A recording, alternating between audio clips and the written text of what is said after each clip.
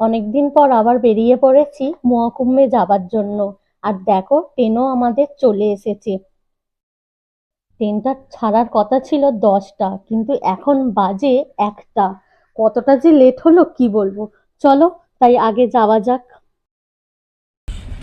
হঠাৎ মাঝরাতে ঘুমটা ভাঙতেই কোচের অবস্থা দেখে তো অবাক। একটু পা গলানোর মতো জায়গা ছিল না। আর দেখতে দেখতেই সকাল হয়ে গেল। সূর্য দেখতে দেখতে পৌঁছালাম। যদিও ট্রেনটা, তবুও এসে পৌঁছালাম, এটাই শান্তি। যাক, হাঁপ ছেড়ে তো একটু বাঁচলাম কুয়াগ্রা স্টেশনটা দেখে।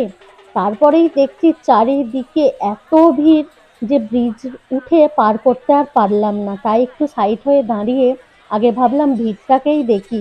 আমার মতো শয়ে শয়ে কত মানুষ এসেছে। যাক, এদের দলেই পা দুলিয়ে আস্তে আস্তে আমরাও এগিয়ে যাই। স্টেশনের বাইরেটাও কিন্তু দেখতে যথেষ্ট সুন্দর আর খুব ভালো লাগছে।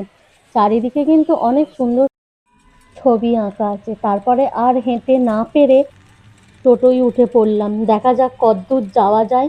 বেশি দূর যেতে পারবো না, তবুও যতটা যাওয়া যায়, কারণ এতটা রাস্তা হেঁটে হেঁটে আর পারছি না। হাঁটার পর হঠাৎ করেই দেখতে পেলাম রাস্তার ধারে গরম গরম জিলিপি, ব্রেড পকোড়া হচ্ছে।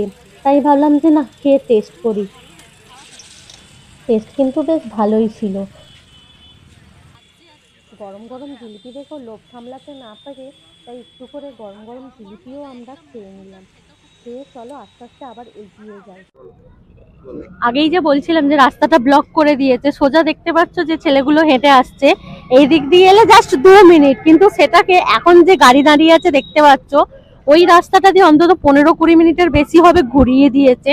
জাস্ট 2 মিনিটের রাস্তাটা আধ ঘন্টা করে দিয়েছে। চলো এবার যাই, আমরা দেখি আমাদেরও কোথায় এরকম প্রবলেমের মধ্যে পড়তে হয়। তো যখনই প্রবলেমে পড়বো আবার তোমাদের সঙ্গে শেয়ার করব। আগের মতো এখানেও আবার রাস্তা বন্ধ করে দিয়েছে। তা আমরা অপেক্ষা করছি, রাস্তাটা ছাড়লে আবার আমরা এগিয়ে যাব। এই যে মেন গেটে এখন সবে আমরা এন্ট্রি নেবো। আর লেখাই রয়েছে প্রয়াগরাজ মহাকুম্ভ। চলো আস্তে আস্তে এগিয়ে যাই। আর এতটা হাঁটতে হচ্ছে যে আর এনার্জিও পাচ্ছি না। চলো যাই। আমার ভিডিওটা ভালো লাগলে তোমরা অবশ্যই লাইক, শেয়ার আর সাবস্ক্রাইব করে দেবে। আর দেখা হচ্ছে পরের ভিডিওতে।